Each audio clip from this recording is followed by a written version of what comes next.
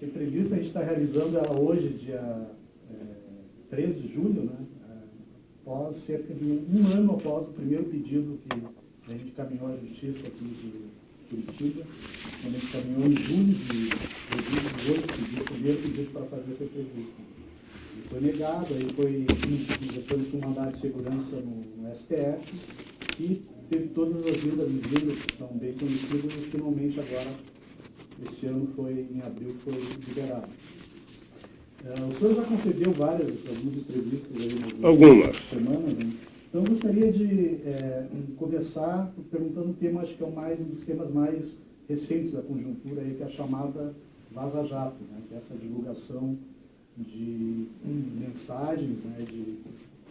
de conversas, diálogos entre o juiz Sérgio Moro, procurador Deltan Dallagnol e outros procuradores que integram a força-tarefa da Lava Jato, vem causando aí uma grande polêmica no país, né? O hoje ministro da Justiça, Sérgio Moro, esteve ontem na Câmara dos Deputados, né, falando sobre o assunto, e ele, em parte, vem repetindo o argumento que vem utilizando, que é, ao mesmo tempo que nega a veracidade daquele conteúdo, está qualificando aquilo como um crime, e ontem, inclusive, surgiu a informação que o Glenn Greenwald estaria sendo investigado pela Polícia Federal em virtude desse caso, né? E o ministro não confirmou, mas também não negou que isso estivesse acontecendo. Então, como o senhor e a ex-presidenta Dilma foram alvo também desse tipo que se está chamando agora de vazamento, de divulgação de mensagens privadas, né? Gostaria de saber como é que o senhor está acompanhando esse caso. Olha, primeiro, Marcos, eu queria aproveitar essa entrevista e cumprimentar todos os companheiros do site 21 e dizer para você que é sempre uma alegria conversar com gente do Rio Grande do Sul, estado e povo que eu tenho um profundo e grande apreço desde a minha primeira visita a Porto Alegre, em 1975, quando eu fui conhecer o Olívio Dutra, recém-empossado presidente do Sindicato dos Bancários, e aproveitei também conheci o Tarso Genro, que era advogado dos bancários naquele tempo. Olha, nós estamos vivendo um momento sui generis no Brasil.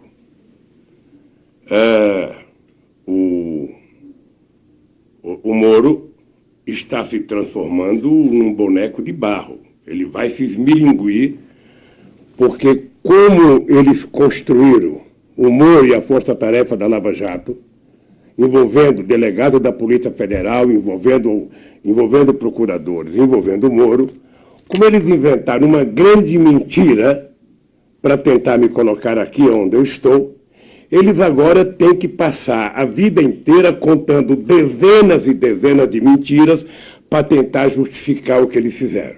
Inclusive, com muita sustentação da Globo, porque a Globo faz um esforço incomensurável para manter a ideia de que, olha, os vazamentos são falsos, são hackers, os vazamentos são isso ou aquilo. Ela não se preocupou quando ela divulgava vazamentos ilícitos que o Dallagnol passava para a Globo e que o Moro passava para a Globo. Minha família que o diga. Bom, então, eles tentam passar para a sociedade a ideia de quem está criticando o Moro é contra a investigação de corrupção, porque o Moro combateu a corrupção. Eu acho que nós temos a oportunidade de colocar as coisas em dia. Primeiro, o juiz não combate a corrupção. Quem combate a corrupção é a polícia. A polícia combate a corrupção, o Ministério Público acusa e o juiz apenas julga. E o juiz não deve julgar com base na cara, sabe, do réu. Deve julgar com base nas informações que ele tem nos autos do processo, se são verdades ou são mentirosas. E nesse caso, eu não estou falando do conjunto da Lava Jato, porque se alguém roubou, tem que estar preso. Se alguém praticou qualquer malversação ao patrimônio público, tem que estar preso. Foi para isso que o PT, tanto no meu governo quanto no governo da Dilma, criou todos os mecanismos jurídicos para colocar Adão na cadeia. Então, o que eles fizeram? Eles agora tentam salvaguardar o comportamento do Moro, o comportamento da Força Tarefa, acusando os que são contra eles de favoráveis à corrupção. Tá? O dado concreto é que eu estou falando do meu caso. E no meu caso eu posso olhar para você como se estivesse olhando para o Moro e dizer: Moro, você é mentiroso. Dallagnol, você é mentiroso. E os delegados que fizeram o inquérito são mentirosos. Eu sei que é difícil falar isso. Eu sei que é duro falar isso. Porque é uma briga minha de um cidadão de 73 anos de idade contra o aparato do Estado. Contra a Receita Federal, Polícia Federal, Ministério Público e uma parte do Poder Judiciário. Somente quem sabe que eu estou dizendo a verdade é o Moro, é o Dallagnol, é o delegado que fez o inquérito e Deus. Quais seriam essas principais mentiras, exatamente? No meu caso, todas. No meu caso, eles sabem que eu não sou dono do apartamento. Eles sabem as mentiras que eles contaram para trazer o caso para Curitiba, porque o caso deveria ser julgado em função da denúncia em São Paulo. Eles sabem que eu não sou dono do sítio de Atibaia. Eles sabem, da minha história eles conhecem. Acontece, meu caro, que não era possível dar um golpe na Dilma e deixar o Lula ser candidato a presidente em 2018. Não fechava. Era preciso tirar o Lula da jogada. E como tirar o Lula da jogada? Era preciso criar um empecilho jurídico para ele. Então inventaram essa quantidade enorme de mentira a meu respeito. Ora, o Moro deveria mostrar que ele é um homem decente, entregando para a Polícia Federal, que está subordinada a ele, o celular dele. O Dallagnol poderia entregar o celular dele. Ele poderia, enquanto está sob suspeita, pedir licença do Ministério da Justiça. Ele poderia não ficar se escondendo atrás do cargo, como se fosse uma criança que de vez em quando é preciso alguém ficar passando a mão na cabeça dele para encorajá-lo. Se ele mentiu, ele tem que ter coragem de assumir, é só isso. Então eu faço uma distinção que é o seguinte: olha, a Lava Jato, ela é uma operação que se transformou num partido político. A Globo se apoderou da Lava Jato num pacto que ela fez com o Dallagnol e com o Moro. Então todas as mentiras que eles contavam eram transformadas em verdade no Jornal Nacional. Eu digo isso porque eu sou a grande vítima disso. Deve ter mais de 100 horas do Jornal Nacional contra o Lula. E deve ter mais de 100 horas favorável ao Moro. Ou seja, e ainda agora eu vejo um esforço da Globo tentando, tornar o Glenn um bandido para manter o Moro. Eu acho engraçado, é porque o Moro até esquece. Eu nunca vi alguém esquecer. Você não lembra de tudo, mas o Moro, que quando você ia prestar depoimento, ele fazia pergunta de 15 anos atrás, 20 anos atrás, Só faltava perguntar: ora, mas quando você estava no útero da sua mãe, você se mexia para a direita ou para a esquerda? Ele agora esquece tudo, ele não sabe mais do que ele falou no telefone. Eu não sei se sou eu, porque eu não sei se foi falsificado. Ele sabe que é a conversa dele com o Dallagnol. Ele sabe da conversa do Dallagnol com os procuradores. Ele tem certeza disso. Só falta coragem para ele assumir. Então esse é o meu problema. Esse é o meu problema com relação ao Moro. É com relação ao meu caso. Se ele prendeu bandido, se tem bandido que cometeu, que roubou, teve nego que acusou, não precisou nem prestar depoimento, teve nego que foi gravar, vendeu para ele e está rico. Vivendo, porque alguns que estão soltos, vivendo a vida de nababo, devem ter recebido mais dinheiro do que roubaram. Então, o que eu acho que nós temos que fazer nesse verdade é o seguinte: o seu Moro tem que ter coragem de dizer a verdade. Ele um dia, nem que seja no dia da extrema-unção, ele vai ter que pedir desculpas à sociedade brasileira pela mentira desvairada que ele contou a meu respeito. É só isso que eu quero. E continuo defendendo que quem roubou nesse país vai para a cadeia. Seja pequeno, grande ou médio. Mas quem é inocente que seja absolvido. O que eu quero, na verdade? Ora, a única coisa que eu quero é que alguma instância do Poder Judiciário sabe, leia o mérito do meu processo e tome uma decisão. Porque não é possível, depois da mentira do Moro, ver a mentira do TRF4, que nem leram o meu processo. O presidente do TRF4 não tinha nem lido e disse a sentença do Moro é excepcional, ele não tinha nem lido. Ou seja, eu fui julgado a toque de caixa porque era preciso, sabe, julgar antes que prescrevesse, porque o objetivo era não permitir que eu fosse candidato em 2018. Olha, não é possível no século XXI alguém ser vítima do poder judiciário como eu estou sendo. E eu não creio que todo o poder judiciário é assim. Mas essa parte se notabilizou mentindo a meu respeito. Então eu espero que haja justiça no meu caso e o seu Moro sabe que ele está mentindo em relação ao Lula. Em uma das conversas entre o procurador Dallagnol e o então juiz Sérgio Moro é feita uma referência à necessidade de consultar os americanos lá sobre determinado tema, que trouxe de novo à baila assim, o tema da possível interferência externa, né, interesses externos, especificamente dos Estados Unidos, nos resultados políticos da Lava Jato. Né. A gente tem visto, desde o governo Temer e agora com o governo Bolsonaro, também um desmonte aí de setores estratégicos da economia nacional. Tivemos agora mais recentemente a venda da Embraer para a Boeing, desmonte do polo naval, negociação envolvendo a base de Alcântara agora com os Estados Unidos. Como é que o senhor vê essa possível articulação entre essa operação que foi posta em curso e digamos, uma articulação internacional para retirar o Brasil da posição que ele na qual ele vinha ocupando até então? Ô Marco, hoje eu tenho mais clareza, porque durante muito tempo na minha vida eu disse que não era adepto da teoria da conspiração, embora ela pudesse existir. Hoje, por tudo que eu tenho acompanhado pela imprensa nacional, pela imprensa estrangeira, pelas informações que eu recebo, pela pressa do pagamento da Petrobras aos acionistas americanos, em detrimento dos acionistas brasileiros, pelos interesses que o pré-sal despertou aos Estados Unidos e ao mundo, desde que nós descobrimos. É importante lembrar que quando nós descobrimos o pré-sal, os americanos retomaram o funcionamento da quarta frota que tinha sido desativada depois da Segunda Guerra Mundial.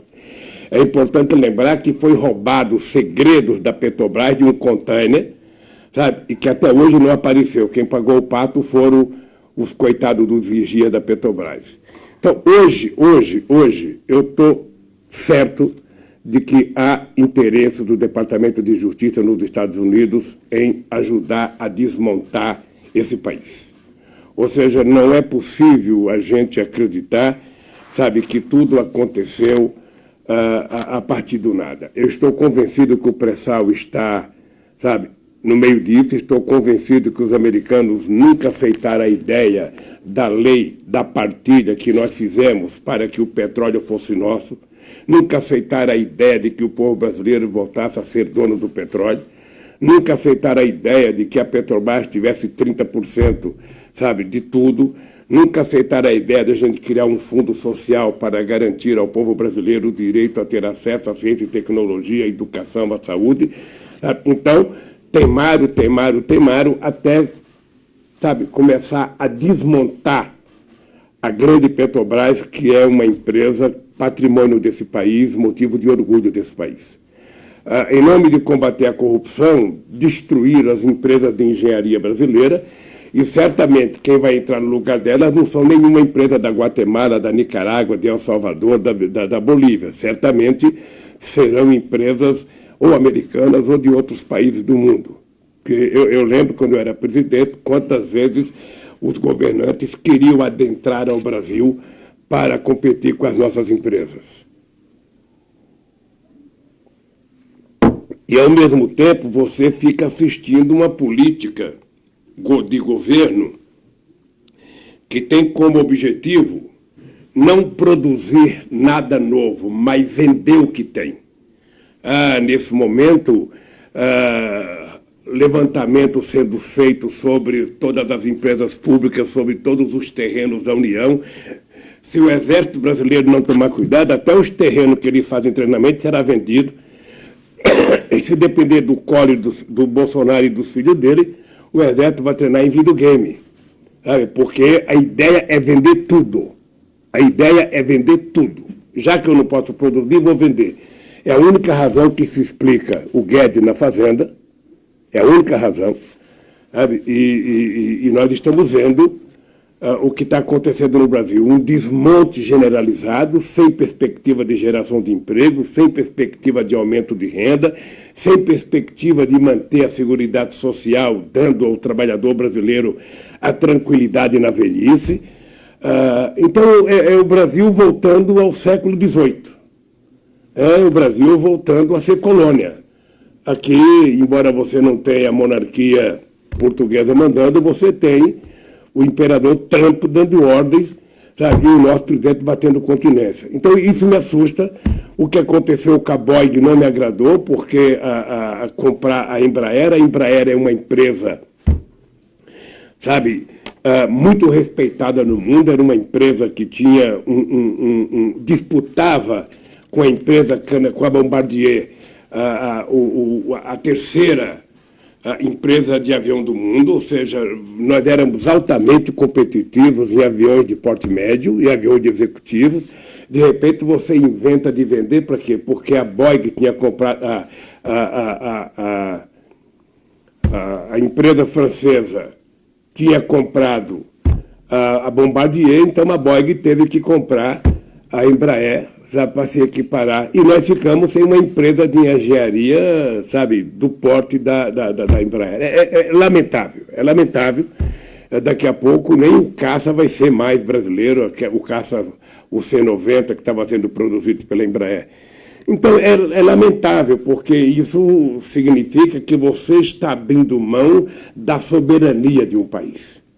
A soberania de um país é uma coisa sagrada, que nenhum país abre mão. Os americanos não abrem mão da sua soberania, a Rússia não abre mão, a China não abre mão, mas o Brasil está abrindo. Abrindo mão da soberania significa abrir mão do controle das suas fronteiras, significa abrir mão do controle da ciência e tecnologia, significa abrir mão do controle das nossas florestas, da nossa fauna, da nossa biodiversidade, da nossa água, das nossas riquezas, sabe, no solo e no subsolo.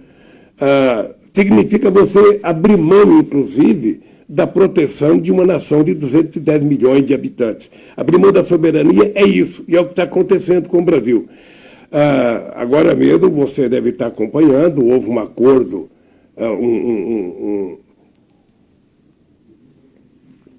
talvez um protocolo de intenções entre o Mercosul e a União Europeia, que a gente não sabe o que é, mas eu lembro do tempo que eu era presidente, qual era a ideia da União Europeia. Não sei se isso se manteve. A União Europeia, ela queria fazer um acordo desde que o Brasil e o Mercosul arreganhasse as pernas para todos os produtos de alto valor tecnológico, de alto valor agregado, produtos industrializados, para que eles entrassem aqui sem pagar nada. Isso significava quebrar a nossa indústria, significava impedir que países como a Argentina pudesse se reindustrializar e prometiu importar produtos agrícolas brasileiros. Peguei uma gripe essa semana, eu estou... Também estou na mesma situação. Bem, então o que acontece? A gente não sabe, eu não conheço o acordo, não sei o que está escrito lá, mas veja, não é fácil. A gente não tem muito o que exportar para lá. E o que a gente tem para exportar não será fácil os franceses aceitarem. Não pense que os franceses vão aceitar comprar frango do Brasil, comprar porco do Brasil. Eles não aceitam nem comprar óleo industrializado brasileiro, querem comprar soja in natura e também não são os maiores compradores. Então, é preciso olhar, sabe, nessa coisa desse acordo, entre perdas e ganhos, a gente vê o que a gente ganha e o que a gente perde. A impressão que eu tenho é que a União Europeia está tirando proveito de um momento de fragilidade eleitoral do presidente da Argentina, porque o Macri está numa situação difícil eleitoralmente, e quem sabe a venda ufanista de um possível acordo que ninguém sabe, que ainda vai ser discutido no parlamento de cada país, possa facilitar a sua eleição. Como nos Estados Unidos, ou seja, a visita do Trump ao presidente da Coreia do Norte é uma propaganda eminentemente eleitoral. Ele não tinha o que fazer lá. Ele foi tirar foto para a campanha de 2020, que já começou, como a guerra do Iraque serviu para o Bush. Então, eu fico realmente preocupado com o momento que a gente está vivendo no Brasil. Há muitas incertezas, há muitas dúvidas do que vai acontecer com a sociedade brasileira, porque as pessoas não falam em emprego, as pessoas não falam em aumento de salário, as pessoas não falam em bem-estar social, as pessoas não falam em coisas que diz respeito ao povo brasileiro, né? Você teve de cara o desmonte da legislação trabalhista, ou seja, voltamos a ter a relação direta entre o trabalhador e o empregado, que é uma espécie de relação leonina. Dificilmente um trabalhador sozinho consegue sentar frente ao seu empresário e discutir as suas condições. Desmontou-se aquilo que foi uma conquista, sabe, ainda da era Getúlio Vargas, do movimento sindical brasileiro. Agora desmonta a Previdência Social, inventando a tal da capitalização para que o cidadão, por conta própria, sem participação do empresariado e sem participação do Estado, sabe, mantenha a sua aposentadoria. Com o trabalho intermitente, não se sabe quanto tempo esse trabalhador vai levar para poder adquirir o direito de se aposentar. Então, eu acho que nós estamos retrocedendo. Eu, quando estava na presidência, eu dizia para os dirigentes sindicais e para os dirigentes políticos europeus que a diferença entre nós e eles é que eles tinham conquistado o estado de bem-estar social depois da Segunda Guerra Mundial. E eles estavam lutando, sabe, enquanto a gente lutava para tentar chegar ao padrão salarial, ao padrão de saúde, ao padrão educacional, ao padrão da qualidade de moradia e de transporte que eles tinham alcançado nos anos 60, nos anos 70, nos anos 80, enquanto a gente brigava para tentar chegar lá, eles estavam começando a perder. E hoje o que nós estamos assistindo? Nesses últimos 30 anos houve uma concentração de riqueza na mão, sabe, dos mais ricos lá, houve uma perda de poder aquisitivo do povo trabalhador, e aqui no Brasil, não só nós não chegamos lá, como já começamos a perder. O salário cai, a renda cai, e o povo está vivendo pior, comendo pior, morando pior, e com menos perspectiva. Então, eu acho que é difícil uma nação sobreviver se ela não tiver esperança, se ela não acreditar, e esse governo efetivamente não passa esperança para ninguém. É muito, muito, muito, muito difícil você imaginar, sabe, que o povo trabalhador possa ter algum sonho nesse governo Bolsonaro. Nesse tema ainda, chama atenção, o senhor fez uma referência ali antes, o Exército deveria tomar cuidado com o que está acontecendo, senão vai ter que treinar com videogame. Chama atenção o posicionamento dos militares brasileiros a favor desse processo de entrega aí de setores estratégicos da economia nacional. Lembrar que mesmo no período da ditadura, né, os militares tiveram políticas mesmo de enfrentamento com o interesse dos Estados Unidos, como foi o acordo militar com a Alemanha, tinha uma política externa de alinhamento com países africanos recém-independizados. Houve uma mudança, digamos, drástica, qualitativa no posicionamento dos militares em relação a um projeto de nação, na sua opinião?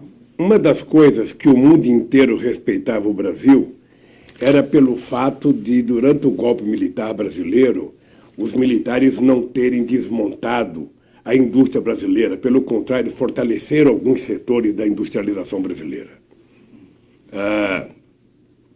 Criaram, por exemplo, programas importantes como o do etanol, em função da crise do petróleo. Bem, o que nós estamos vendo agora, não sei se é uma posição do conjunto das Forças Armadas, do Estado-Maior, mas pelo menos de alguns militares que falam pelo governo Bolsonaro, é de total desinteresse pela soberania nacional e de total, sabe, disposição de vender tudo. Ou seja, eu até disse outro dia numa entrevista que, Sabe, um militar que não defende a soberania nacional, que não é um nacionalista, ele nem deveria chegar a general, porque a obrigação das Forças Armadas é de proteger os interesses do país, é de proteger o povo contra inimigos externos.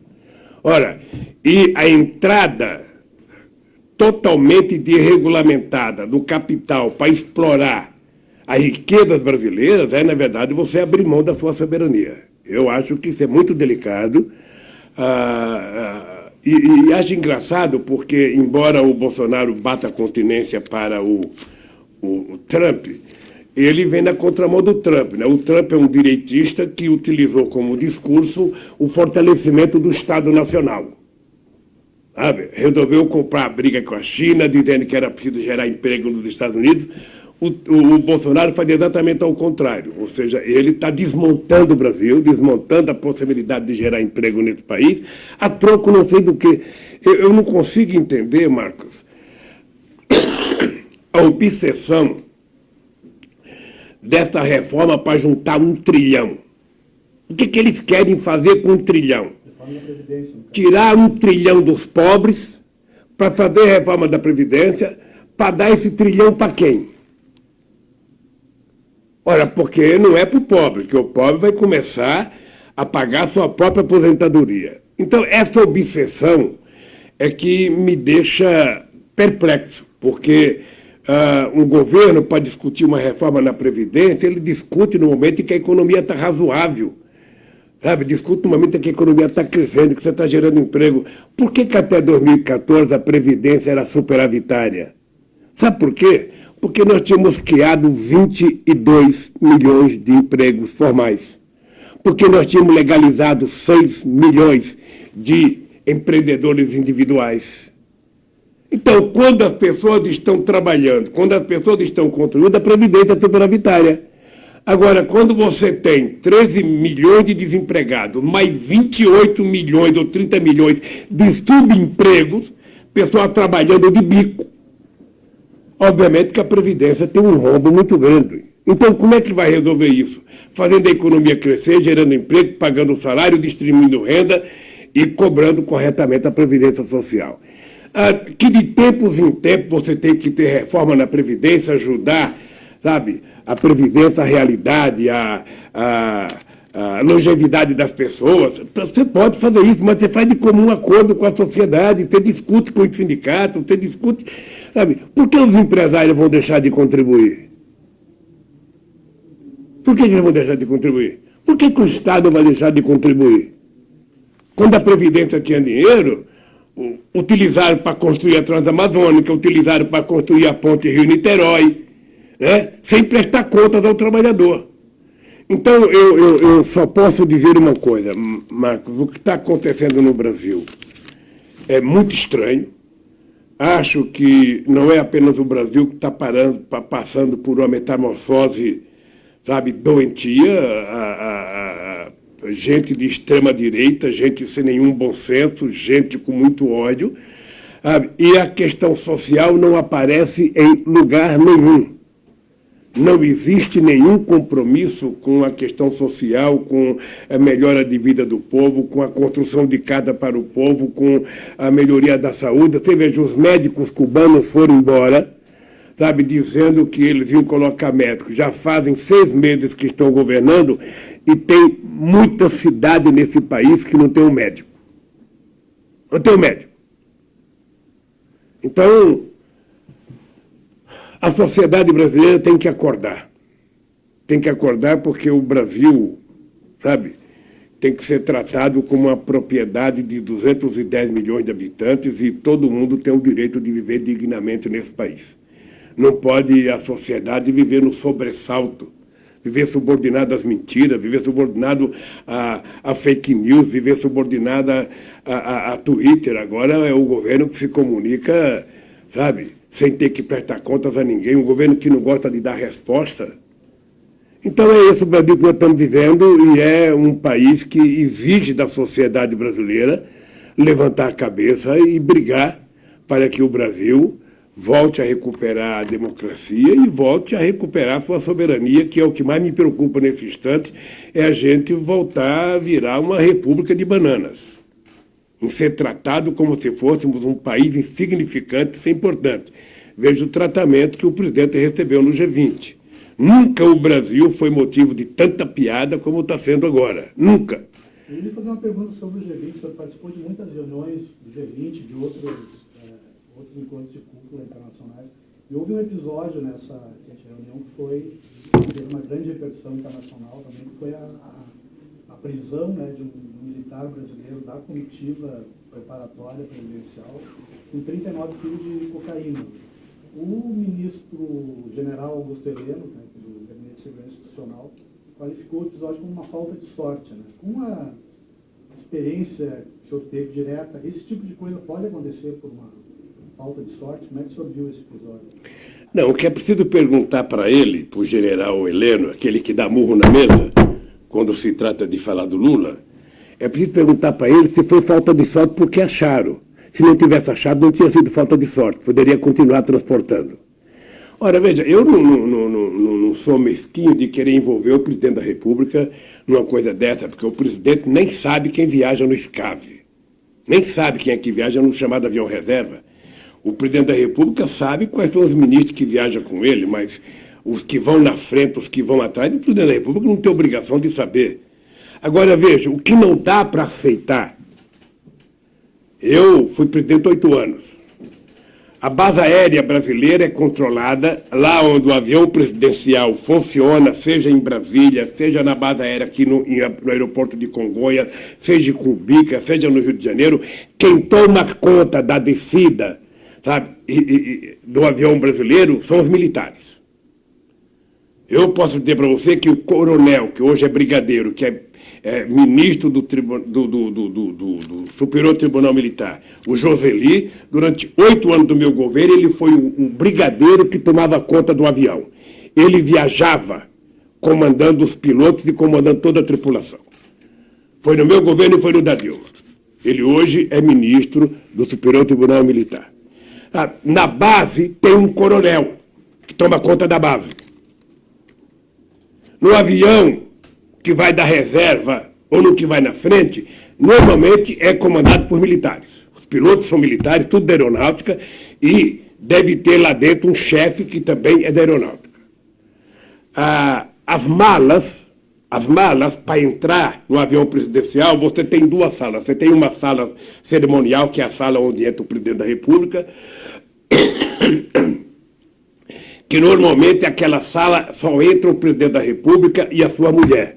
E, obviamente, que o ajudante de ordem que te acompanha. E tem uma sala do lado em que todos os ministros e todas as outras pessoas que vieram no avião, sabe, chegam antes do presidente, vão para aquela sala e a mala dele já chegou 3, 4 horas antes. A mala dele já está embarcada. Então, é preciso saber como é que esse rapaz, sabe, não sei, sargento, não sei, como é que esse sargento conseguiu entrar com a mala com 39 quilos de cocaína, sem que ninguém percebesse. Sabe, ele chegou por último, entrou com a mala na mão, colocou a mala lá dentro, quer dizer, não é possível. Então, é preciso, sabe, que não se jogue a culpa no sargento, porque a impressão que eu tenho é que querem jogar a culpa no sargento, o sargento não presta mesmo, o sargento é bandido, ou seja, o sargento não fez isso sozinho. Qual é o esquema? Quem está por detrás? Quem facilitou? Quem seria o dono e quem seria o receptor? O povo brasileiro precisa de resposta, porque há algum tempo atrás, um avião com 400 quilos de coca, um helicóptero em Minas Gerais, foi achado, a Polícia Federal pegou e esse avião desapareceu. Ninguém sabe quem é o dono da coca. Agora, no avião reserva, e veja que eu estou sendo muito objetivo, ou seja, não acredito que o presidente da República, sabe, soubesse de alguma coisa, porque a gente não sabe nem quem é que vai no avião na parte de trás. Você sabe quem vai com você na sala VIP do presidente da República. Tem o chefe do cerimonial que cuida dos civis e tem os militares. Alguém sabe como é que esse cidadão embarcou. Alguém sabe. Então, eu espero que esse era o papel do Moro, de fazer uma investigação, apresentar serviços. Não era papel do general É papel de general. O papel da Polícia Federal de investigar onde é que foi essa droga, como é que ela entrou, por que que entrou, conversar com as pessoas. Mas também eles não estão achando nem o Queiroz. O Queiroz enganou o Ministério Público, enganou a Polícia Federal, está desaparecido, ele não sabe onde está. Esse cidadão, esse mesmo ministro, que quando o juiz teve a pachorra de mandar a Polícia Federal na minha casa pegar a minha família inteira, não consegue achar o Queiroz? Até agora não sabe como é que vizinho do Bolsonaro tinha um cidadão que tinha 100 rifles, era contrabandista e era da milícia ligada ao Queiroz. Olha, meu Deus do céu.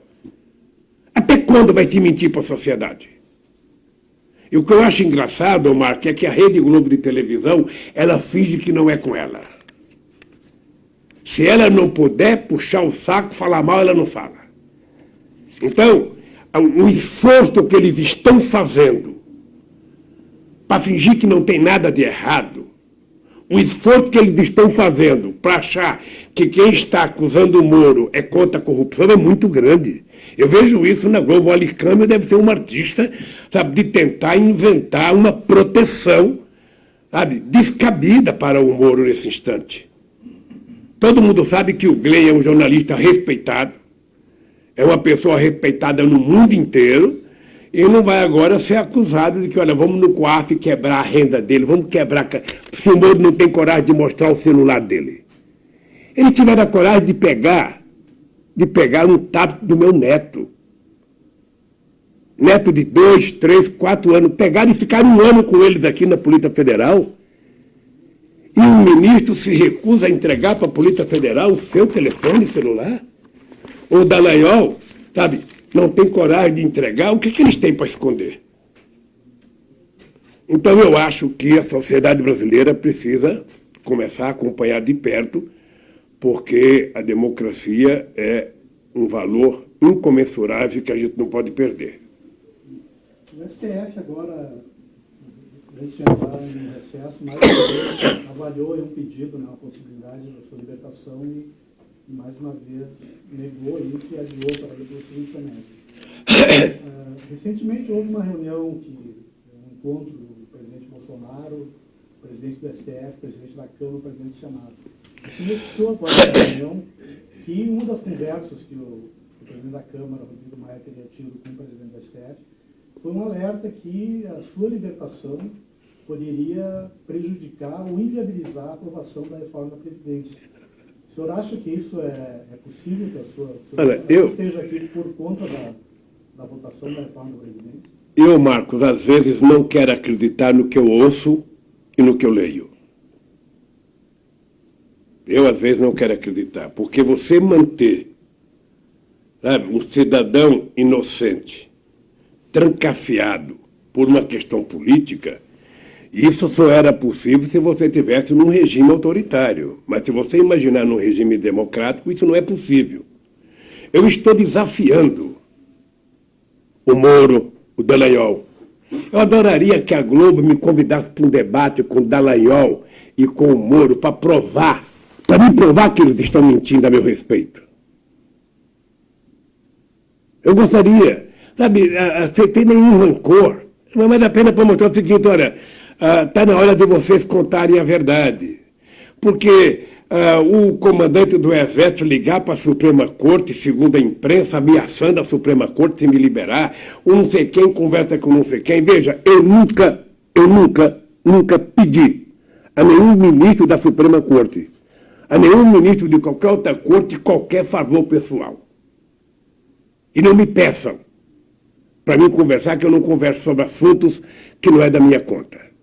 A única coisa que eu quero é que a Suprema Corte brasileira cumpra com as suas obrigações de ser o garante da Constituição brasileira. Que não se preocupe com as manchetes de jornais. Que não se preocupe com as manchetes da televisão, mas que se preocupe com os autos do processo para tomar a decisão correta e beneficiar as pessoas que merecem ser beneficiadas e punir as pessoas que merecem ser punidas. Eu vi ontem um noticiário de que o Moro estava muito chateado. mas muito chateado com os deputados. Por que vocês, sabe, não estão defendendo o Eduardo Cunha? Por que vocês não estão defendendo o Sérgio Cabral? Ora, porque não defende eles, quem sabe que eles não são inocentes, porque eles já confessaram que roubaram. O Sérgio Cabral já confessou não sei quantas coisas ilícitas, o Eduardo Cunha já confessou. Não estamos discutindo, estamos discutindo o meu caso. E, por favor, Moro, você não misture. Quando você mistura, você está mentindo. Você quer falar de mim? Fale de mim. Fale que você sabe que o triplex não é meu. Fale que você sabe que você inventou a história da Petrobras, a história da empresa offshore do Panamá, para poder me trazer para cá. Porque era sua obsessão. Era sua obsessão desde o tempo do Banestado. Desde o tempo do Banestado. Me prender.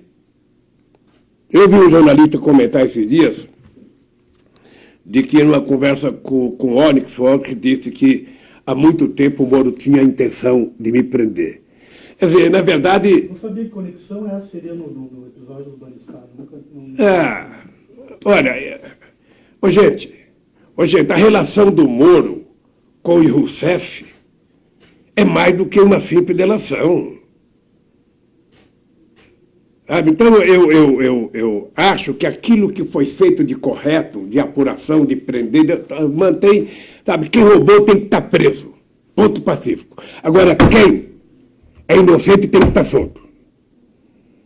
E delação falsificada, como essa do Palocci, como eu não sei quantas delações são verdadeiras. O que eu sei é que no começo desse processo, muitos advogados e muitas pessoas dizendo, olha, eu fui detido e a primeira coisa que perguntavam para mim era o seguinte, e o Lula? Você conhece o Lula? E o Lula? Você conhece o Lula? E o Lula? Então a obsessão era tentar chegar até o Lula. E construíram todas as mentiras possíveis e impossíveis para chegar. A Polícia Federal contava mentira no inquérito, o promotor contava mentira na acusação, o Moro aceitava a mentira, o TRF4 aceitava a mentira e a Globo transformava aquilo em verdade. Ou seja, que era a ideia que eu nunca concordei de que para você apurar corrupção você tem que queimar a pessoa perante a opinião pública. Primeiro você diz que ele é ladrão na imprensa. Quando você disser que ele é ladrão na imprensa, não tem mais como absolver. Ele será condenado pela opinião pública. E a minha briga nesse momento, aos 73 anos de idade, com 50 anos de vida política, é provar que se pegar, eu já falei uma vez, eu vou repetir, se pegar um Moro, Dallagnol, TRF4 e todos aqueles que estão me condenando, colocar no ventilador, no liquidificador e bater, o que sair como resultado não é honesto como Lula. Então, é a única coisa que eu posso falar para a sociedade brasileira. É isso. É isso. Eu estou afirmando que o Moro está mentindo. Estou afirmando que o Dallagnol está mentindo. Se acertarem num caso, óbvio. Ótimo. Se condenar alguém corretamente, ótimo. Mas não mintam a meu respeito. Não mentem, não vão me dizer que eu sou contra a Lava Jato, não. Eu sou contra transformar uma operação de investigação numa ação política. E foi o que vocês fizeram com relação a mim. E a Globo sabe do que eu estou falando. Aliás, eu acho que quem não quer que eu saia daqui nunca é a Globo. Por quê? Porque a Globo poderia vir fazer uma entrevista. Como você está me entrevistando, ela poderia mandar um Bial transmitido ao vivo. Sabe, com a Globo eu não faço gravando. Com a Globo, como eu não confio, tem que ser ao vivo.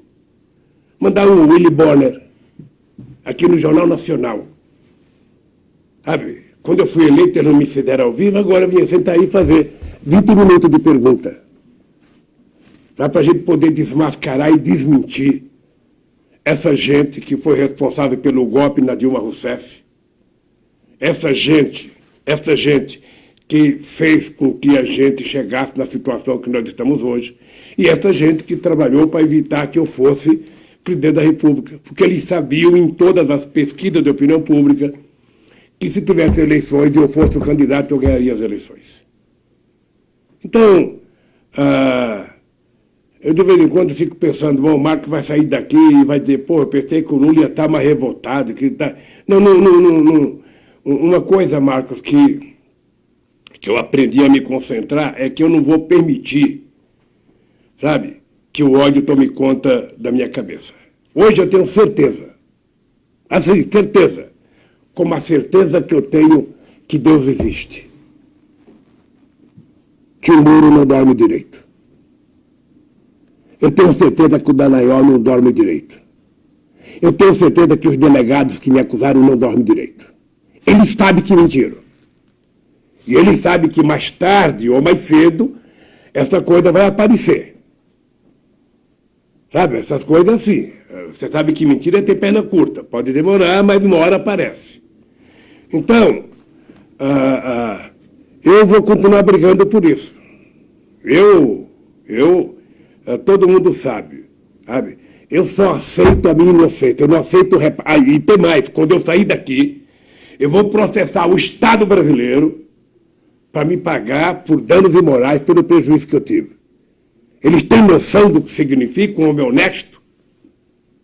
De 73 anos, já está aqui há 1 ano e 4 meses? E eles sabendo que eu sou inocente? Então eu espero, a minha crença é o seguinte, olha, eu ainda tenho esperança na justiça, vou até o último momento acreditar que a verdade vai prevalecer no meu caso.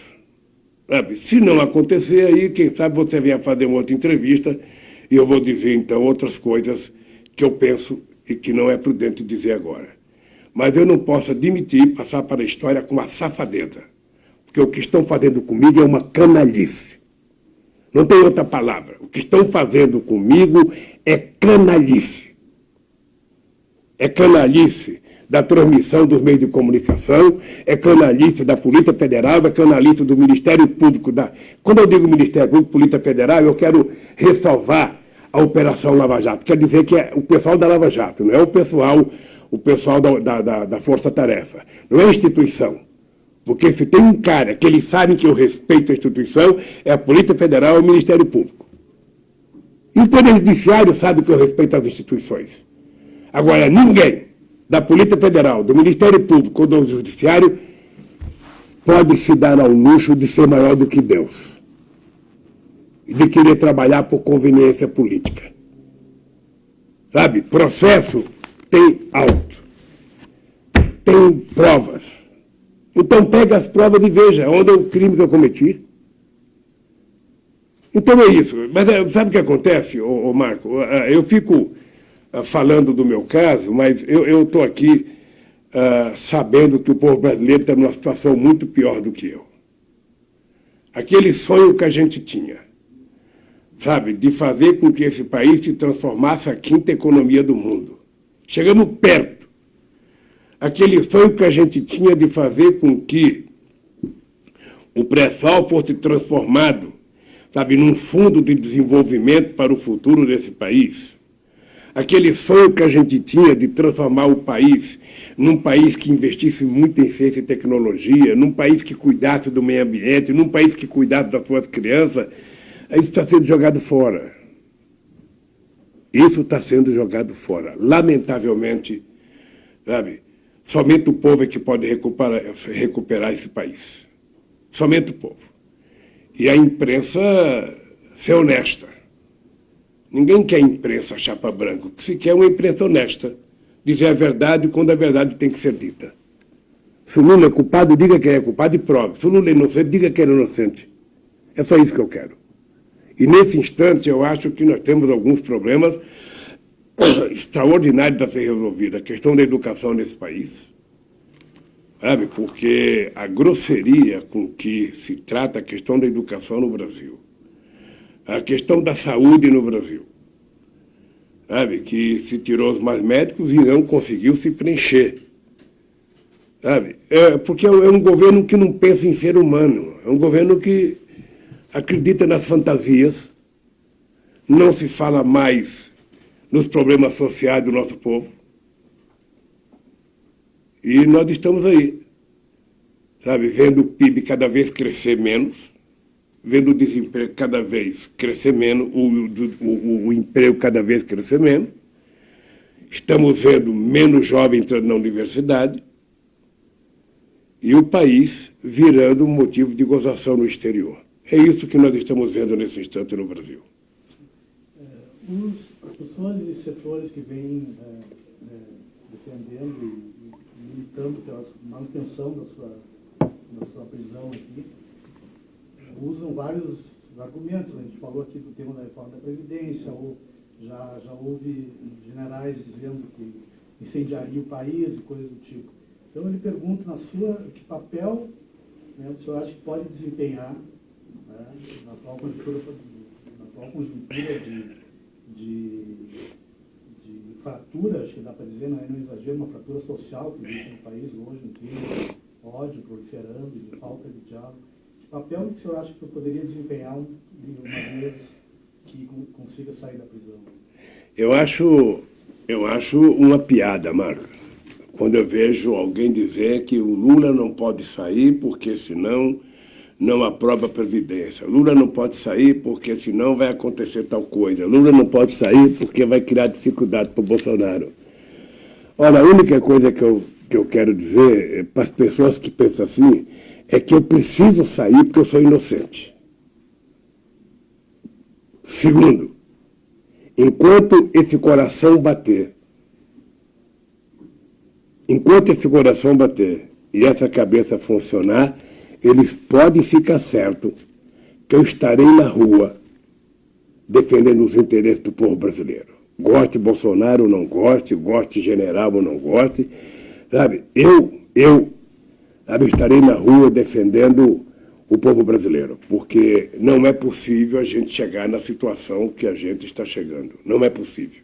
Eu jamais imaginei que o Brasil pudesse entrar na derrocada. Jamais imaginei que o Departamento de Justiça americano pudesse induzir uma parte do Ministério Público brasileiro, uma parte da Polícia Federal e um juiz para destruir a economia brasileira. Jogar falta de credibilidade na Petrobras para poder desmontar a Petrobras. Sabe, eu acho muito engraçado essa destruição da economia brasileira, porque se você pega uma empresa que cometeu um crime, como é que acontece nos Estados Unidos, na Alemanha, no Japão? Ora, se uma empresa praticou corrupção, o que você faz? Você prende o dono da empresa e mantém a empresa trabalhando. Porque senão quem paga o pato são os trabalhadores brasileiros. Quem é mandado embora é o trabalhador, não é a empresa. Agora, aqui foi feito exatamente ao contrário. Se você amanhã descobre que a família Marinho, sabe, roubou qualquer coisa, ou se é verdade que eles estão devendo 600 milhões para a Receita Federal, você não tem que quebrar a empresa, prenda o dono. Por que quebrar a empresa? Então, é assim que deveria funcionar o Brasil. Acho que as pessoas falam muita bobagem. Eu tenho assistido muita coisa e não age com seriedade. Não age. Não dá explicação. O negócio do Queiroz caiu no esquecimento. Quem mandou matar a Marielle caiu no esquecimento. Veja que coisa absurda.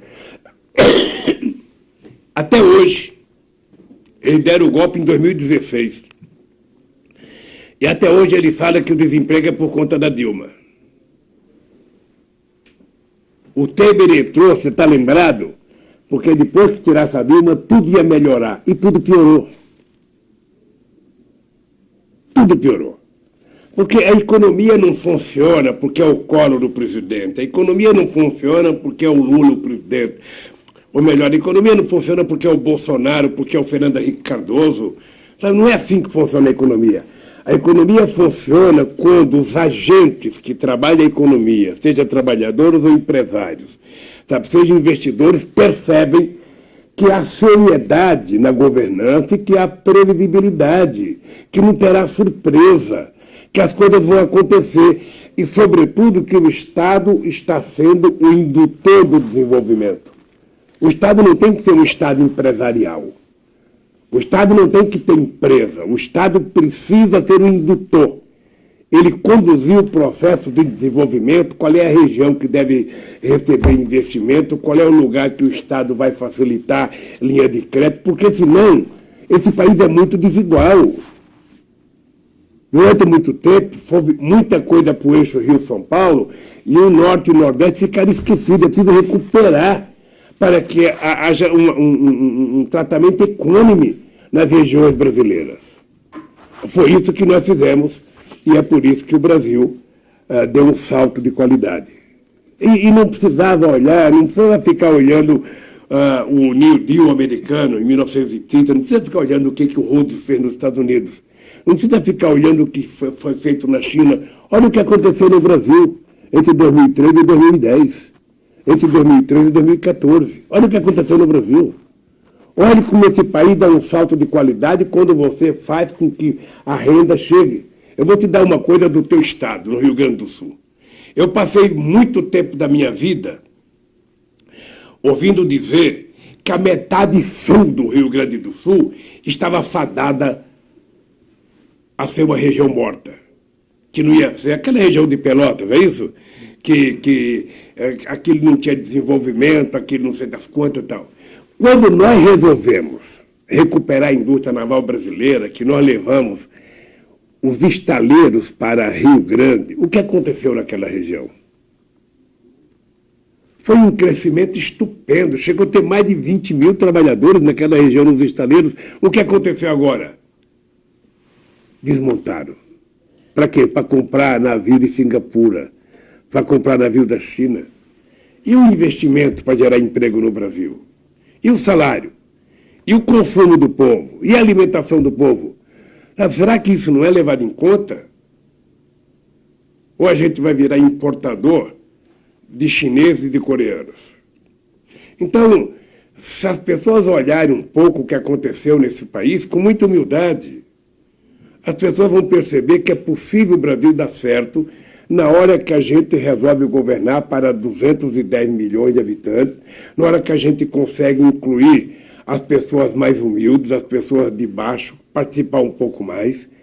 Sabe, é simples, não tem muito segredo. Não tem muito segredo, ou seja, se o cidadão come um pãozinho hoje, ele puder comer dois, se ele puder tomar um café, tomar dois, se ele... Tudo vai fazer com que a economia volte a crescer quando a roda gigante da economia começa a girar com a participação das pessoas. Como é que pode esse país chegar ao que chegou nesse instante? Como é que pode? O senhor conhece bem o empresariado brasileiro, o senhor, através não só por meio dessa experiência, mas do conselhão, né, empresários, no caso do Gerdau, tiveram uma participação ativa no debate sobre política econômica, política de desenvolvimento. Hoje há quase uma sessão regular no noticiário econômico, que é a revisão do PIB. Né? Todos os últimos meses, uma revisão e ocorrendo sucessivas revisões para baixo, né, do PIB, das previsões do PIB. Ô Marcos, eu acho que o empresariado brasileiro deve estar satisfeito. Ô Marcos, eu tinha uma concepção. Primeiro, quando eu fui eleito presidente, eu botei na cabeça que eu não podia errar. E eu não podia errar porque eu mirava no exemplo do Valesca na Polônia, que foi candidato à reeleição e só teve 0,5% dos votos. Segundo, o Brasil não era meu. Eu que era do Brasil. Então, eu não queria governar a partir apenas das minhas ideias. O que eu fiz? Eu criei o Conselho Econômico de Desenvolvimento Social. Trouxe empresários de todos os setores da atividade econômica, trouxe sindicalistas, trouxe pastores da igreja evangélica, bispos da igreja católica, índios, negros, toda a sociedade participava do conselhão. Ali se discutia assuntos importantes, ali eles planejavam propostas para o governo e muitas das propostas que ele discutiu eram colocadas em prática pelo governo. Depois nós resolvemos que não tem um único jeito de fazer a economia crescer. É preciso muita diversificação de investimento. Eu dizia para o Guido e para o Meirelles, quando a gente viajava para fazer debate no mundo afora, eu dizia, olha, vocês falam muito da macroeconomia. O que vocês precisam levar em conta é que o sucesso do Brasil se deve ao funcionamento da microeconomia. Sabe, é o sem terra poder comprar mais do que comer, poder comprar mais semente, ter mais crédito, é o sem teto poder ter casa, poder fazer um puxadinho, é a dona de casa poder fazer um empréstimo de R$200, R$300, sabe, é você criar condições de espraiar a possibilidade das pessoas ter acesso a oportunidades, ao dinheiro, além da geração de empregos, além do aumento anual do salário mínimo, combinando o crescimento do PIB com a recuperação inflacionária. Não tem nada para gerar mais renda do que isso. Quem nunca viveu disso, eu lembro que quando nós criamos o programa Fome Zero, antes da gente transformar no Bolsa Família, a Rede Globo de televisão falava, não, por que não investe em estrada? Por que não faz ponte? Eu não faço ponte porque o povo não come cimento. O povo, nesse momento, come feijão, arroz, farinha. Então, quando esse povo tiver com a barriga cheia, ele vai ter força para fazer ponte, vai ter força para fazer estrada, vai ter força para fazer o que tiver que fazer. Porque essas pessoas nunca levaram em conta os milhões de deserdados que tem nesse país. É só você andar agora nas ruas de São Paulo. Talvez em Porto Alegre também a quantidade de gente que está morando na rua. Ou seja, não é possível que um país desse tamanho, que nós provamos que é possível melhorar a vida do povo, esteja regredindo. Esteja regredindo e a quantidade de bobagem que a gente vê as autoridades falarem. Então, se eu sair daqui, eles podem estar certos.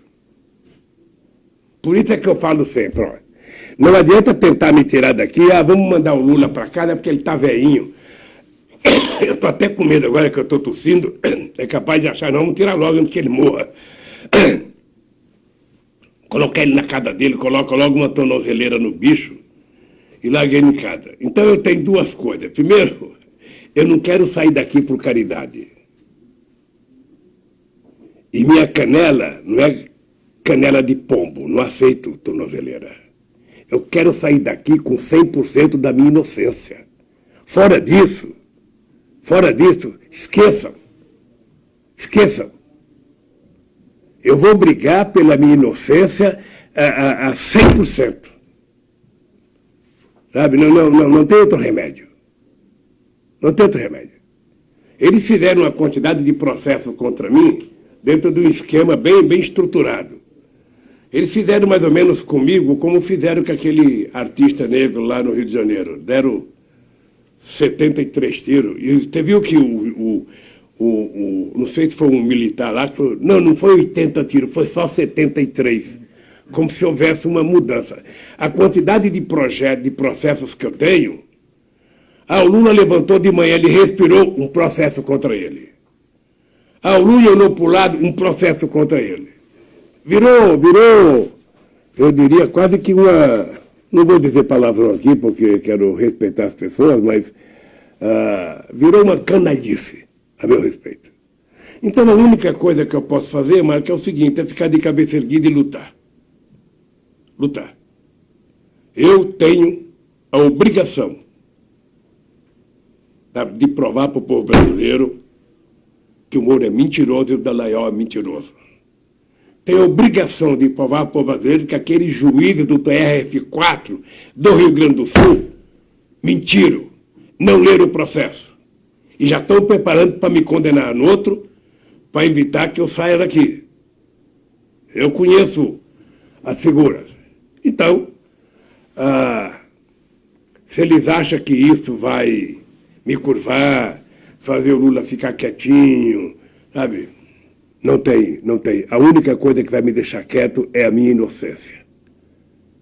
E quando eu tiver com a minha inocência provada na rua, eu vou dar trabalho, sabe, para quem acha que pode fazer o povo de palhaço nesse país. Foi assim que eu comecei minha vida e é assim que eu vou deixar a minha vida, sabe? Lutar até o último batimento do meu coração. Lutar por democracia, lutar por justiça social, que é isso que o povo deseja. E é isso que eu sei fazer. Tem uma parcela da sociedade que não se preocupa com isso. O Brasil habitualmente foi governado por 35% da população. O restante era números. E eu quis provar que era possível governar o Brasil para 100% da sociedade. E o povo tem que acreditar nisso. Porque não é normal, não é bíblico, não é constitucional, não é humanamente correto um cidadão comer 10 pães por dia e um cidadão passar 10 dias sem comer nenhum. Todo mundo tem direito a tomar café de manhã, almoçar e jantar. Isso está na Constituição. Todo mundo tem direito a ter uma casinha, por mais humilde que seja, isso está na Constituição. Todo mundo tem que ter direito a ter oportunidade de estudar, isso está na Constituição. Então, quem quiser fazer uma revolução no Brasil, não precisa ler o Manifesto Comunista. Não precisa ler nenhuma cartilha trotskista, não. É só pegar a Constituição e ler a Constituição e saber que ela permite você fazer as coisas nesse país. Agora, a história do Brasil é assim, né? A história do Brasil é assim. Toda vez que houve o começo de revolta, começo de levante dos pobres, sufocaram. Né? Sufocaram. Aliás, quero aproveitar o 21 Sul para dar um recado aqui para o Mauro Lopes, do Paz e Bem da 247, que ele está com um programa que é uma sugestão minha, contando a história do Brasil. Né? Acho que detalhes ou retratos do Brasil. Ou seja, contar o que aconteceu em Canudos, o que aconteceu com Palmares, o que aconteceu na Cabanagem, o que aconteceu em todas as revoltas em que as pessoas mataram. Sabe? Mataram a revolta dos alfaiates, que eu estava vendo esses dias, ou seja, eles foi poucos dias depois de Tiradentes. Mataram, enforcaram, esquartejaram e salgaram a carne do mesmo jeito. Porque as pessoas queriam viver melhor. Eles agora sofisticaram. Ao invés da gente matar e esquartejar, sabe? Vamos pegar o Poder Judiciário, vamos saber quem está disposto e vamos utilizar, sabe, um jeito deles serem condenados via justiça, mesmo que não tenha crime. E é o que aconteceu comigo. Tinha preparado aqui um dos itens que gostaria de... Acho que eu tocou no assunto agora, que é o problema do racismo estrutural na sociedade brasileira. O seu governo surgiu começou a surgir uma história, primeiro com um certo folclore, assim... Já está, nós podemos um pouquinho d'água. Que os aeroportos estavam se tornando rodoviárias, né, pelo acesso de pessoas de mais baixa renda, poder andar de avião. E começaram a surgir diversas manifestações de reclamações da emergência dos pobres na sociedade. E agora, mais recentemente, eu acho que parece isso ganhou uma expressão política, né, a partir um pouco antes já da candidatura do Bolsonaro, da campanha do Bolsonaro, mas quase, ou não, acho que talvez não seja nem preciso dizer quase, ódio a pobre, ódio a negro, ódio a índio, ódio às mulheres, uma misoginia muito forte. Qual é, o senhor conhece, já visitou o Brasil de cima a baixo, né, mesmo antes de ser eleito, sua própria experiência de vida, sua história de vida. Qual é, na sua opinião, o tamanho desse problema desse racismo estrutural na sociedade brasileira? Muito grande. Muito grande. Eu vivi isso a minha vida inteira. Achei que era uma coisa que a gente ia superar com o tempo. No meu governo, nós tentamos criar N condições para que a gente pudesse valorizar a questão de gênero, que a gente pudesse valorizar a questão dos quilombolas, que a gente pudesse valorizar a questão LGBT, ou seja, a questão dos portadores de deficiência. Nós criamos muito mecanismo, criamos conselhos, ou seja, mas é uma coisa que está arraigada na consciência das pessoas. O Gessé costuma citar sempre a questão da escravidão. Não faz muito tempo que acabou a escravidão nesse país, e a escravidão ainda está arraigada na cabeça da elite brasileira. Ela ainda não se conforma de ver um negro dirigindo o carro, só se for jogador de futebol. Sabe? Porque ela parte do pressuposto que o negro dirigindo o carro é ladrão. Tá? Ela não consegue ver uma menina negra que não seja empregada doméstica. Então, quando nós valorizamos o salário da doméstica, damos 13º, carteira profissional, férias, sabe? Isso é uma afronta para a classe média que adorava chamar a empregada de secretária, mas não tinha nenhum direito. Eu conto uma história sempre. Uma vez eu fui jantar, almoçar na casa de um cidadão, um sábado. Eu não vou dizer o nome porque a pessoa já morreu.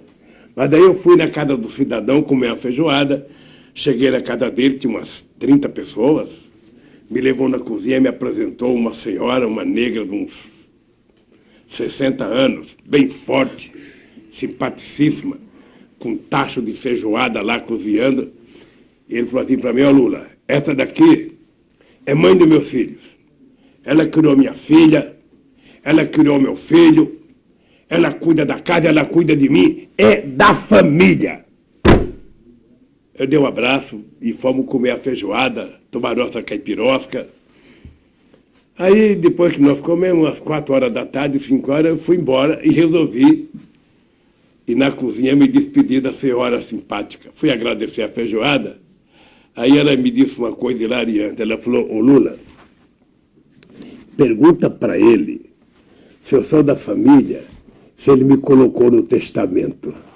Sabe? Então, é essa a realidade. Ou seja, há uma parte, isso acontece na Argentina, acontece em outros países, ou seja, há uma parte, sabe, da sociedade brasileira, que pode chegar a 20% ou 30%, que não aceita a ascensão dos mais pobres. Não aceita. Não é todo mundo que está andando no Parque do Ibirapuera que fica contente quando um pobre da periferia de São Paulo está andando no Parque do Ibirapuera. Não é todo mundo que aceita chegar no teatro e ver lá um monte de gente de cor. Não é todo mundo que gosta. Quando você vai no seu restaurante predileto, chega lá, você percebe que tem gente que não é, sabe, daquele ambiente. Eu lembro uma vez, eu estava com o Mino Carta, vou citar até o nome, eu estava com o Mino Carta, com o Jacob Itá e com o Vefó, almoçando num bar em São Paulo. Aí pedimos o almoço, eu levantei para lavar a mão. Quando eu vou na direção do banheiro, o Jacob Itá foi atrás de mim e o Jacob Itá ouviu a mulher falar: ele disse que defende o trabalhador, mas está aqui comendo no nosso restaurante. O Jacob Itá foi obrigado a ter uma briga com a mulher, falando: olha, quem vai pagar a conta dele sou eu, não é a Fiora. Ele come onde ele quiser. Então, esse tipo de preconceito, uma vez no avião da Varig, uma vez eu vinha, acho que eu vinha no avião da Varig, e naquele tempo eu já estava virando personalidade, já era dirigente sindical, já tinha o PT. Eu cheguei em Frankfurt, acho que foi em Frankfurt, o comandante do avião me convidou para ir na primeira classe. Outra, falei, maravilha, né, sentar na primeira classe e tal. Aí veio a moça com o carrinho, perguntando para mim, oferecendo lá, tem caviar, tem lagosta, sabe? Aí eu falei para ela: eu quero caviar. Eu nunca tinha comido caviar. Eu falei: a chance que eu tenho de experimentar. Ela faz a pergunta e vai para o carrinho e fala para a amiga dela: ele disse que é trabalhador, mas está querendo comer caviar. Aí eu fui obrigado a levantar. Educadamente eu falei: me diga uma coisa, a senhora tem feijão? Arroz? Tem um ovo frito? Não. Então por que a senhora não fecha a sua boca? Porque você foi lá e me ofereceu lagosta e caviar. Eu pedi caviar. A senhora vem aqui dizer que caviar não é para mim? Não tinha a música do Zeca Pagodinho ainda, né? Essa do caviar. Se você conhece caviar. Gostou do caviar? Não? Qual foi a experiência com o caviar? Hein? Gostou do caviar? Sabe, depois disso, eu comi muito, porque eu ia muito aos países nórdicos, e lá é uma coisa mais fácil. E todo café da manhã eles colocam lá. Mas não é meu pedaço de carne seca assada vai bem melhor para mim. Mas eu estou contando isso apenas para mostrar o preconceito. O que poderia ser visto como uma coisa normal, não é visto como normal. Ainda hoje, se você sair numa rua de Curitiba e for num restaurante, você vai ver o preconceito. Sabe? Talvez ele exista aqui dentro da sede da Polícia Federal. Ele existe na igreja. Sabe? É uma coisa histórica que... Por que nós decidimos ensinar a história africana na escola brasileira? Porque eu achava que a única forma de você acabar com o preconceito, sabe, contra o negro, era você envolver o Brasil na história africana, porque são 300 anos de exploração dos negros aqui como escravos. Sabe? Eu nem sei se isso está funcionando hoje, mas senão você não acaba com o preconceito. Uma vez eu fui na casa do Saturnino Braga, ele era prefeito do Rio de Janeiro, eu e a Benedita. A Benedita acho que era candidata a prefeita, não sei, nós chegamos na casa, no apartamento do Saturnino Braga, sabe? Fomos direto para o elevador. O rapaz lá, o porteiro, chamou nós, ó. Eu todo sujo de camiseta suada, a Benedita suada. O cara falou, ó, elevador de serviço. Não, mas o cara de pau, a Benedita já era deputada. Eu falei para ele, por favor, pega o telefone e liga para o prefeito. Ele ligou para o Saturnino Braga. Eu falei, Saturnino, nós não vamos subir porque aqui nós só podemos subir pelo elevador de serviço. E eu não estou em serviço. Aí ele desceu, foi lá, deu um esporro no cara, que me deu pena da pessoa também. Ele não faz aquilo por maldade. Aquilo é uma coisa cultural que está na cabeça dele. Então, o Brasil viveu isso no meu governo, sabe? As pessoas se incomodavam com a ascensão dos mais pobres. Eu achava que deveria ser ao contrário, que as pessoas iam ficar felizes. Sabe? Eu fiquei sabendo de muitas coisas. Meninas pobres da periferia fazendo universidade, essas universidades particulares por conta do ProUni, elas eram vítimas de preconceito das amigas. Meninos. Então leva muito tempo. Essa de que o aeroporto virou rodoviária, eu cansei de ver. Cansei de ouvir de amigos meus. Tá impossível para o aeroporto, tá impossível. Sabe? Tá cheio de pobre lá dentro. Os caras agora, sabe, ia pro Piauí de ônibus, pro Ceará, agora quer tudo de avião. É assim. Lamentavelmente, sabe? Lamentavelmente, a humanidade tem uma parte dela que é tudo na vida menos humano. Acabou a sensibilidade, acabou o humanismo. E ressurgiu o ódio. Né?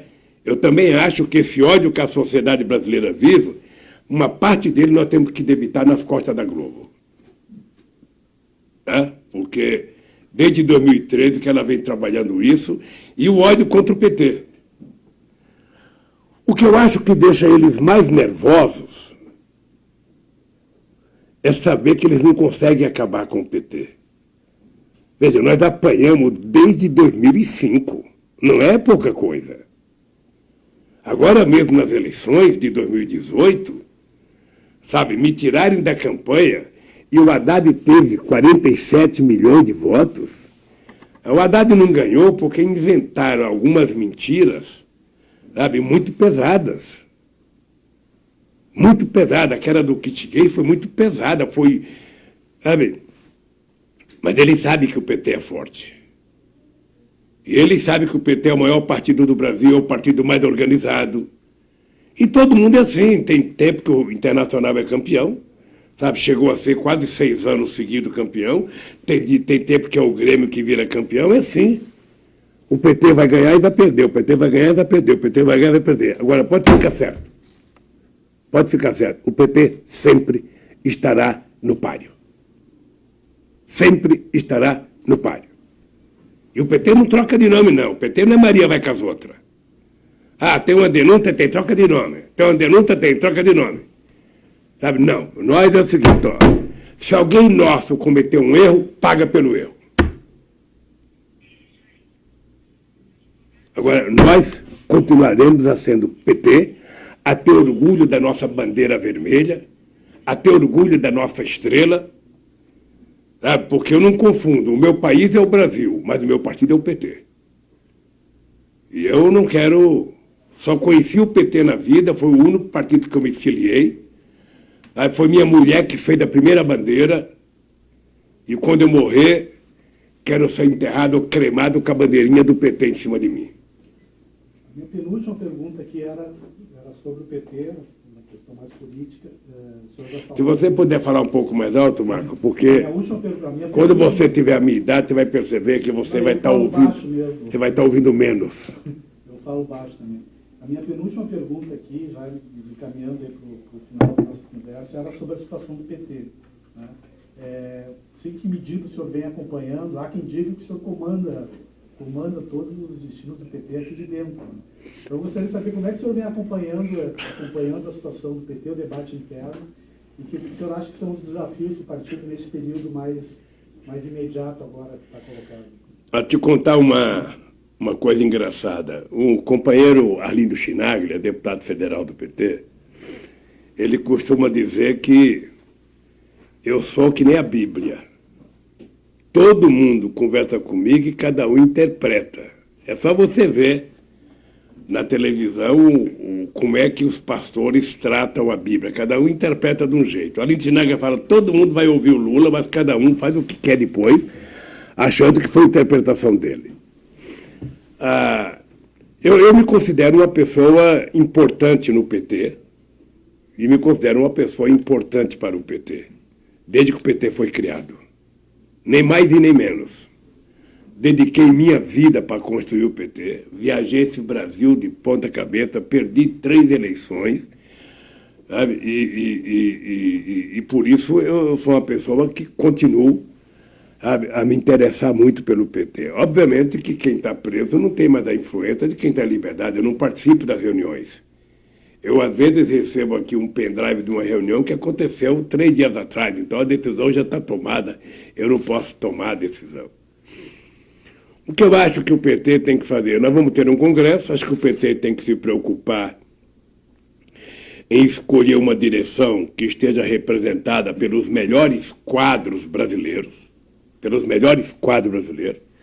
Eu, por exemplo, sou uma pessoa que acho que o Tarso Genro deveria voltar para a direção nacional do partido, para o diretório, para participar do debate político. Não precisa ter uma tarefa na executiva se não quiser, mas para participar e enriquecer o debate político. Acho que o PT tem que trazer alguns intelectuais importantes para o debate político no PT. Sabe? É importante que não seja apenas os petistas militantes, mas que a gente consiga extrair, sabe, o pensamento da sociedade para nossas decisões. Acho que o PT tem gente importante para dirigir, e todo mundo sabe que o Haddad saiu muito fortalecido da campanha política. O Haddad é um quadro excepcional, sabe? O Haddad tem todas as qualidades, sabe, que eu tenho, sem ter os defeitos que eu tenho. Tá? O Haddad é muito mais competente, é um quadro muito experimentado. Sabe, eu acho que o Haddad tem um futuro muito promissor dentro do PT e fora do PT. A Gleice, eu acho que é uma presidenta extraordinária, sabe? A Gleice valoriza muito a participação da mulher e o partido precisa fazer um conjunto de dirigentes com o que a gente tem de melhor no partido, sabe? Agora, o que o partido precisa, e agora está cuidando de fazer, é pegar o programa que o Haddad disputou as eleições e transformar aquele programa num conjunto de medidas, seja emendas constitucionais, seja projeto de lei, para o debate das coisas que nós queremos que aconteça no Brasil. O partido tem que ter claro o papel do Bolsonaro. O Bolsonaro não ganhou as eleições propondo construir alguma coisa. O Bolsonaro tinha algumas metas. Primeiro, vender o Brasil. Guedes. Segundo, facilitar a Taurus para vender água para todo mundo no Brasil, atendendo à reivindicação dos milicianos brasileiros. Sabe? Porque eu fico imaginando com o estado de nervo que está a sociedade, você comprando arma, uma simples batida de carro pode terminar num tiroteio. Então o Brasil não está precisando mais de arma, quem precisava de arma é a polícia. Armas mais modernas, mais inteligência, e o povo está precisando de livro. Livro, caderno, emprego e salário. É isso que o povo está precisando. Então o Bolsonaro foi eleito para isso, para comprar arma, foi eleito para vender o Brasil, sabe? E ele se trouxe para dentro do governo uma parte de generais aposentados que concorda com tudo. É muito engraçado, porque o general que deu um soco na mesa, quando eu fiz um comentário sobre a facada do Bolsonaro, ele agora não teve coragem de dar soco na mesa quando o filho do Bolsonaro desancou ele. Então eu sinceramente, acho que o Brasil não precisa de gente medíocre para governar o Brasil. O Brasil precisa de gente que pense no futuro, gente que acredite na educação, gente que acredite na universidade, gente que acredite na cultura, gente que acredite, sabe, na liberdade de pensamento nesse país, que é o que está faltando nesse instante. Então, o PT tem essa obrigação. Tá? O PT não tem que ter medo. Vai precisar tomar cuidado com o Bolsonaro. Não tem que tomar cuidado com o Bolsonaro. O que precisa é não deixar o Bolsonaro estragar esse país.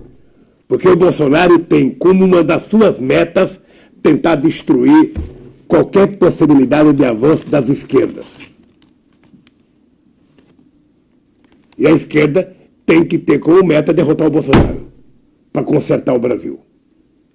E porque se a meta da esquerda for consertar o Brasil, gerar emprego, fazer a economia crescer, investir em cultura, investir em educação, precisa derrotar o Bolsonaro. Porque o que está por detrás de Bolsonaro é pior do que ele. Eu vejo algumas figuras na internet que esse dia deveriam oferecendo mulher para o Moro. Enquanto mantiver o Lula preso, você terá a mulher.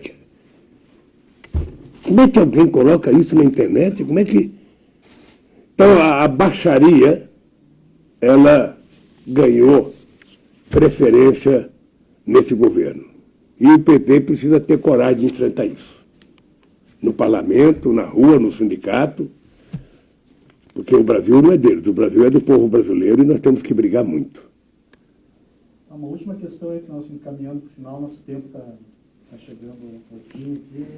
Gostaria, o senhor está vivendo aí uma situação de privação de liberdade há mais de 1 ano e 4 meses, aproximadamente mais. E muitas pessoas que têm contato com o senhor nesse período relatam que o senhor tem lido, e uma das ocupações que o senhor tem feito aqui é ler muito nesse período. E, então, ele deixaria aí a proposta que o senhor falasse do livro que o senhor está lendo agora, ou acabou de ler, e que tipo de, até como considerações finais, assim, eu acabei de ler um livro muito interessante agora, que eu recomendo para você, um livro pequeno, chamado Desigualdade, do Eduardo Moreira. Eduardo Moreira não é um economista, ele é um engenheiro que se meteu a trabalhar no sistema financeiro.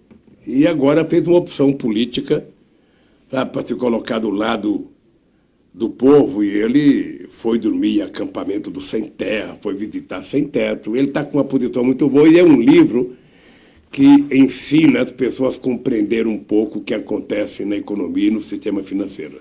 Se você puder ler, é muito pequenininho, sabe? Eu estou lendo o livro do seu amigo jornalista Mário Magalhães sobre Lutas e Lágrimas, que ele conta a história de 2018. Ele pega muito sobre o Bolsonaro, sobre o Lula, sobre Marielle. É muito interessante, muito interessante. Estou lendo um livro, as 21 lições para o futuro, daquele Yuval, é isso? Um judeu, que é muito bom, aquele que escreveu Sapiens. E estou lendo também o do Gessé. Eu estou relendo o do Gessé porque ele refez aquele da classe média, ele refez para colocar a escravidão, eu estou relendo ele. Estou acompanhando algumas coisas, sabe, de muito debate na televisão, muito debate pelo pendrive, e conversando com os advogados. Eu acho que isso tem preenchido o meu tempo E eu posso até correr o risco de sair daqui mais intelectualizado do que entrei. Não sei se isso vai ser bom ou vai ser ruim para mim. A única coisa que eu espero é que eu não perca, estando aqui, o jeito de falar com o povo trabalhador na porta de fábrica. Tá? Porque essa é uma conquista que eu não quero perder. Dizer para você que eu acompanho a imprensa, eu recebo release sobre a imprensa, a imprensa continua a mesma, ou seja, muito mais... Só teve um momento na imprensa em que ela foi totalmente contra, foi no governo do PT. Ela não é contra o governo Bolsonaro, eu acho que a imprensa brasileira, a imprensa não, a elite brasileira que detém os meios de comunicação, elas estão dando um tempo para que o Bolsonaro faça o que eles querem que o Bolsonaro faça. Vender o que tiver que vender, fazer a reforma da Previdência, e aí o Bolsonaro já não interessa mais, porque ele não sabe nada além disso. Então, eu só espero que a anestesia que o povo brasileiro foi submetido esteja passando, porque se o povo demora muito para lutar contra a venda desse país, quando a gente acordar, pode não ter mais o Brasil, pode estar o Brasil ser menor, ser menos importante, sabe? E esse país não pode se apequenar. Então é isso que eu faço aqui. Penso muito, medito bastante, me concentro para não ficar nervoso. Sabe? Eu tenho muito orgulho de dizer que o juiz Moro deve ter mais insônia do que eu, porque ele sabe que ele é mentiroso, ele sabe que a sentença dele é mentirosa, no meu caso. Tudo que eu falar é no meu caso, ou seja, se ele fez alguma coisa para os outros de errado, os outros que gritem como eu estou gritando. Eu acredito que eu vou vencer essa parada. Algum militar não vai querer, sabe, não vai gritar, um deputado não vai querer, não tem problema nenhum. Eu não sou favorável da unanimidade. Eu sou favorável da construção da maioria democrática construída na diversidade. O que nós precisamos apenas aprender a respeitar o pensamento do outro. Um cara que pensa diferente de mim não é meu inimigo. Tá? Ele é um adversário em determinadas circunstâncias. Você ganhou uma eleição. Eu sou experiência viva disso. Você ganhou uma eleição, acabou a campanha. Você vai governar o país. Foi assim que eu fiz com o Fernando Henrique Cardoso. Foi assim que eles fizeram comigo. Eu perdi 3 eleições, não foi uma, não. E nunca criei caso. Agora, eu nunca fiquei quieto. Eu perdi a eleição e voltava a viajar ao Brasil para defender as coisas que eu acreditava. Então, é isso que eu gostaria de dizer para as pessoas. Não há espaço para ficar de cabeça baixa. Não há. Sabe, se alguém gritar para você, não baixa a cabeça. Não baixa a cabeça. Mesmo porque ninguém tem o direito de gritar com você. Segundo, se você entrar num restaurante e alguém te provocar, esse provocador deve ser um 71. Porque um homem sério não faz isso. Um cara que vai num restaurante e provoca um Chico Buarque, esse cara não presta. Pode ficar certo que não presta.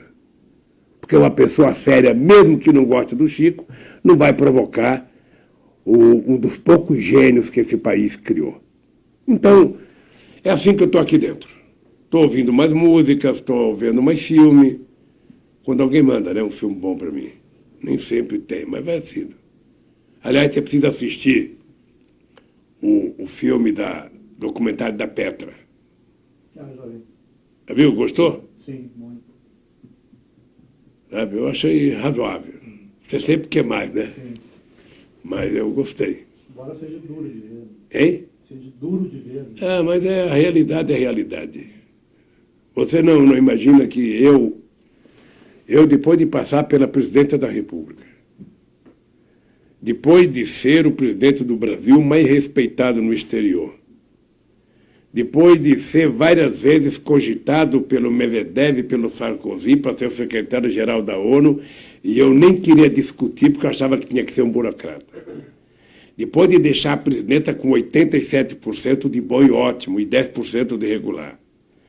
Depois de ficar até julho de 2014 sendo todo santo dia provocado para ser candidato a presidente da República, e eu dizendo, não sou porque é um direito da Dilma de ser. Estar na situação que eu estou hoje, você acha que é fácil? Você acha que é fácil? Não é fácil. Mas então a minha tarefa é não me deixar, sabe, envelhecer com ódio. Não vou envelhecer, sabe? E todo mundo sabe que eu estou namorando, que eu quero casar quando eu sair daqui. Todo mundo sabe, sabe? E quem quer casar não tem tempo de esmorecer. Ou seja, quem está amando não tem tempo, sabe, de ficar choramingando, não. Eu às vezes brinco comigo mesmo, às vezes eu falo, bom, se é verdade que já nasceu o homem que vai viver até 120 anos, eu fico me perguntando, por que não eu? Por que eu não sou esse cara, porra? E ao mesmo tempo eu fico com medo, porque todo mundo que morre é com 73, 74, 75, 76, todo mundo que morre. Morreu fulano, 75, morreu fulano, 74. Eu já estou com 73, porra. Então, eu estou numa briga tremenda. Se fosse o Ariano Suassuna, eu dizia, naquela cela ali a Caetana não vai entrar. Quando ela chegar, eu bato aquela porta, prego, ela vai para outro lugar, mas eu vou viver minha vida. Porque é muito bom viver. E, sobretudo, é muito bom quando você tem motivação para viver. E eu acho que esse povo brasileiro merece o meu respeito. E é por eles que eu estou resistindo. É por eles que eu estou resistindo. Eu sei a solidariedade dessa gente aqui comigo. Eu sei o que é todo esse período, todo santo dia.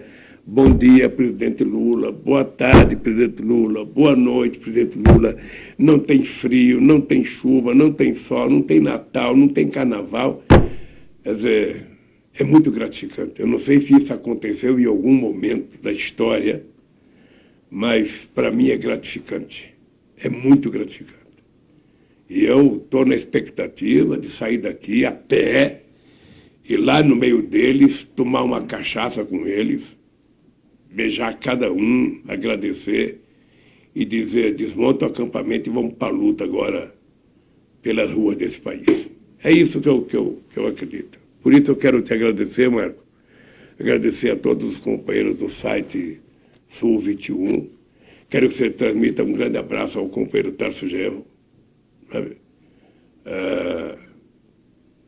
E dizer que eu estou bem. Estou bem, estou motivado. Estou tolhido nos meus direitos pessoais, e direitos políticos, mas estou motivado. Pode dizer para quem você quiser, não é uma prisão, não é uma condenação, sabe, que vai deixar o inocente de cabeça baixa. Sabe? Não tenho vocação para fazer sofrimento com o meu corpo, sabe? Não tenho. Li a biografia do Getúlio Vargas, fiquei enternecido. Li a biografia do João Goulart, li a biografia do Marighella, li a biografia do Prestes, tudo aqui dentro. Sabe? Então, a minha vocação, meu filho, é lutar. Do jeito que eu posso. Se isso incomoda alguém, sabe? Eu era pequeno, eu cantava um elefante incomoda muita gente, 2 elefantes incomoda muito mais. Então é o seguinte, sabe, se o Lula incomoda muita gente preso, pode ficar certo que solto, eu vou incomodar muito mais. Porque é isso que eu quero fazer para recuperar o Brasil.